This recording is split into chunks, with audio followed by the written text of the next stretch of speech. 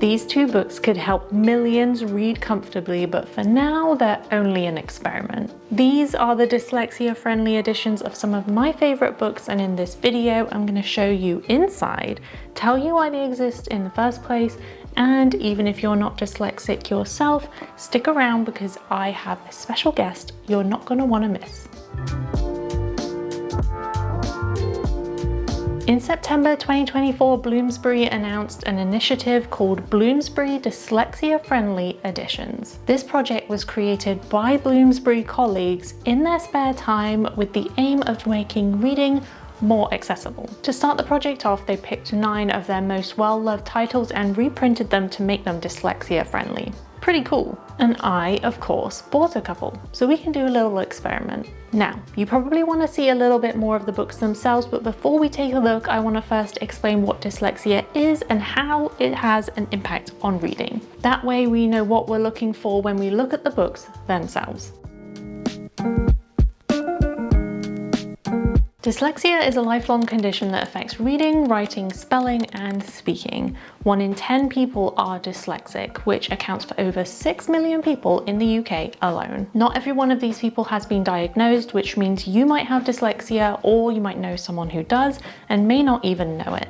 It may be a common condition, but it's still not widely understood, which is part of the reason why I wanted to create this video in the first place, especially after seeing the editions. I don't personally have dyslexia, but someone I love does. You'll meet them later. So because this video is about books, let's talk about dyslexia in general and how it impacts daily life. We'll look at how it impacts reading the most. This is a book channel after all.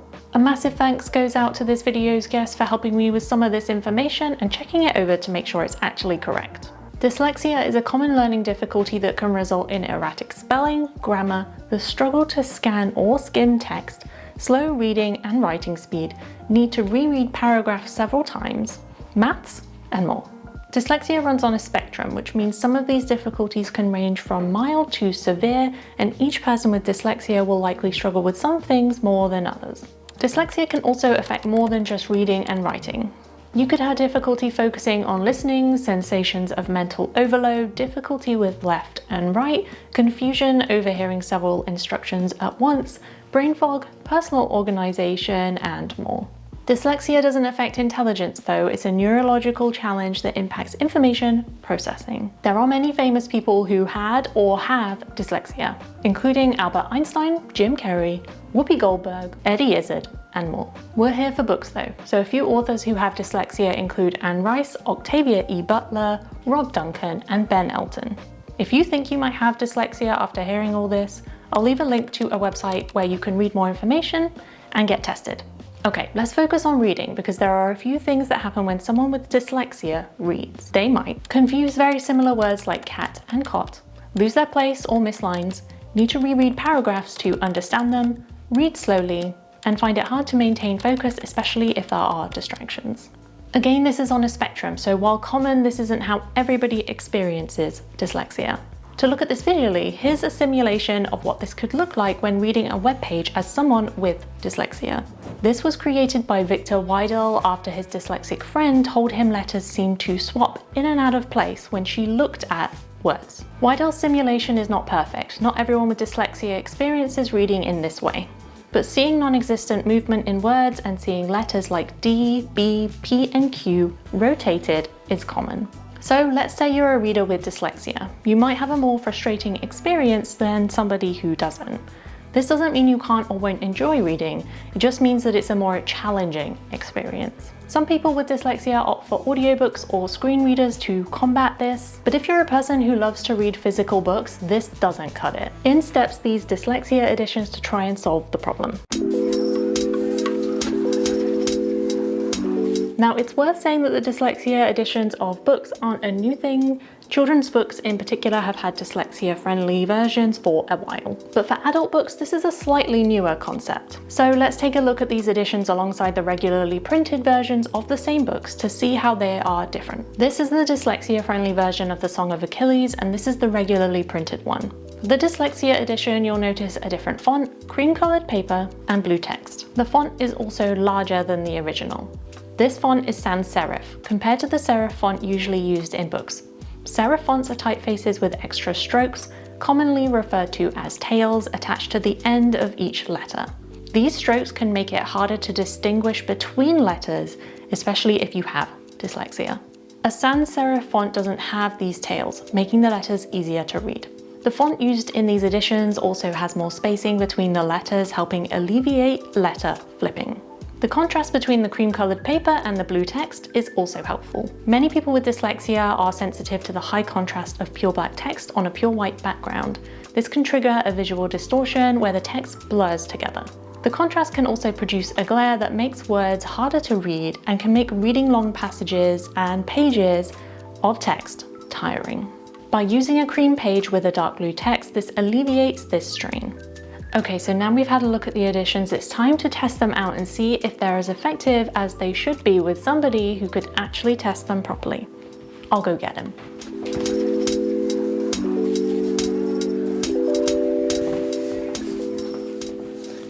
Okay, this is my husband Lewis. Say hi, Lewis. Hi. And he has dyslexia. Yes. Dun dun dun. So Lewis is going to do an experiment, but first I'm going to ask him a few questions so that we can get to know his kind of where he is on the spectrum of dyslexia. So then we can do the experiment and have some good information. So Lewis, can you tell me what dyslexia is like for you? It varies quite a lot. So for me, one of my biggest weaknesses is with reading and writing, but it can cause a lot of just jumbled thoughts for me. And usually it feels like my brain and my thoughts are running quicker than my mouth can go, or my mouth is going quicker than my thoughts can keep up with. Would you say you're much of a reader?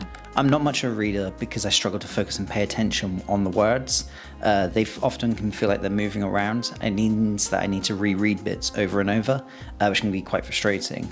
And it ends up with me just not enjoying reading. So that probably relates to my next question, which is, do you think dyslexia has impacted your enjoyment of reading? It can make reading really frustrating as my brain feels like it's running a lot faster than my thoughts can keep up with, or the other way around, so my thoughts can't keep up with my brain. And I can just to read a few sentences feels like a lot of work, let alone a paragraph. And that can just get quite exhausting, so I end up just not really reading because I'm having to use my brain all of the time. Okay, last question. Could you describe what reading is like with dyslexia for you in particular? Yeah, so when it comes to reading, usually it involves a lot of rereading, just the same sections, the same sentences over and over, or just getting distracted because of how the words might look, or how close they are together. And this especially happens in newer pocket-sized editions, because they try and make them smaller and smaller with fewer and fewer pages. And the print gets smaller. It makes it quite difficult then to read those ones in particular. Okay, so talking about Lewis and his specific form of dyslexia, we're now going to take a look at the books. But the first thing I'm going to do is give him the standard versions of these books, and then I'll give him the dyslexia version so that we can compare and he can tell us what he thinks. So this is the standard hardback edition of Piranesi. The W's are quite strange, and because the A is the same height as the T, that makes it quite difficult to then differentiate between the A and the T in what? No. X has quite a strict line across the top of it, which makes it quite tricky to read. And it's the same size then as the A and the I, and the I is only a slight dot just above it, which then makes exclaimed quite complex to read. Otherwise, it's quite a standard sort of like indentation as well, from left to right. Nothing else particularly stands out at all, apart from all the letters have the same height. So it makes, again, there's another one there with right after all, where all of the letters are the same height. So it makes pulling out the T's and the I's quite difficult to do. Okay, so it's worth noting that this is the hardback version. The paperback might be even worse, because usually they pack them in a bit tighter. And then I'm going to show you the dyslexia-friendly version of Piranesi. Okay, you get a page. Oh my goodness. Stands out a lot more because it's the blue off of the white instead of the black off of the white. It makes it a little bit easier. So it's actually a slightly cream page. Yes, yeah, it's a slightly creamier page. Yeah, so you can see that the T's are slightly higher now than the E's, but the E's are quite clearly now E's. Yeah, they separate them out. They also, one thing you'll see in this edition they don't do on the other, is that these sentences have different indentation. They're not justified indentation. They're left to right. The Song of Achilles is pretty much the same idea. This is the standard version. So when I first stare at the page, it just looks like a lot of words on a page, which then becomes quite daunting to me to read through. X's seem to pull me out before, and T's a little bit, so yeah, tried there It's quite a difficult one because the T is so close to the R, is so close to the I, so close to the E, so close to the D. Like it's almost just one whole word. And then this is the dyslexia-friendly version, which is quite chunky. Twice the size. Yeah, pretty much twice the size. You'll get the same kind of idea. They've obviously used the same font in the dyslexia-friendly editions, so it's probably going to be a similar experience. Yeah, so the font's again much larger, it's much better spaced out. So where we said that tried was really, really close together, here we can now see like quite clearly pulled is separated out nicely, back is separated out nicely, string is quite, in fact string would normally be really condensed, but here that's really nicely separated out. Again, it doesn't have the same indentation, so yeah, it looks a lot less daunting to read in terms of words on the page, but page-wise that's a challenge. Yeah, it's chunky. Yeah. Is this your thickest book now? Maybe. Yeah. No, I've got a few chunky ones that I am too intimidated to read. So, okay, so now we're going to actually put it to the test because looking at the pages and everything is one thing, but actually reading them is another. So I'm going to ask Lewis to read the standard edition of Piranesi for 5 minutes. And then I'm going to ask him to read the dyslexia-friendly edition for another 5 minutes, and then we'll come back and see what he thinks. A few moments later. What did you think? Dyslexia-friendly one was a lot easier to read. I felt like I could follow it a lot more. With the non-dyslexia one, I read more than I read in the dyslexia one at the time, just because nature of the words being much closer, but I don't think I took anything in. Whereas with the dyslexia-friendly one, I definitely took more in. One thing that I did notice though with the dyslexia-friendly one, because the blue printing, it came through a bit more. And that was... a little distracting, but... So one thing that they could potentially do is make the paper thicker. Yeah. That would increase the cost, which is one of the things that I want to talk about next, because the dyslexia-friendly editions are more expensive. So for the Piranesi standard paperback, it's $8.99. Mm-hmm. That's not at a sale cost. At the moment, they're on sale. The Piranesi Dyslexia edition is $11.99. Mm-hmm. So that is a £3 difference. Would you read them? Would you bother buying them? Or would you just buy the standard editions? If I was a dyslexic reader, I probably would definitely get the editions for them. You're paying the £3 extra for like literally a book that's about twice the size. So I get that it does cost more. And it's probably done in smaller print runs. And the ease of reading it was a lot more relaxing. I found with Piranesi, it was more relaxing to read the dyslexia-friendly version than the standard edition version. Okay, so the general gist is, if you were a regular reader, which you're not, I'm not. then you would buy the books. Yeah, it was just so much more comfortable to read Piranesi in the dyslexia-friendly version than in the non-dyslexia-friendly version. If you're a regular reader and you have dyslexia, you might enjoy reading the dyslexia-friendly editions more. At the moment, they've only got 9 titles though that they're doing because this is an experiment, and I want to say thank you for coming on my video. You're welcome. And if you want to check out Lewis, he does stream on Twitch. So I'll put his link and all his details and everything in the description, so go check him out and say thank you. And he talks about dyslexia there too, so carry on the conversation. Yeah. Thank you very much. Bye. Bye, everyone. I don't know about you, but I found it really interesting seeing Lewis's reactions to the dyslexia-friendly version, and one thing's for certain, they do cost more. But as Lewis said, if you are a really avid reader and you have dyslexia, then getting these versions might make your experience a whole lot better. Time will tell if Bloomsbury will keep publishing and printing these dyslexia-friendly editions, because this is just a short run.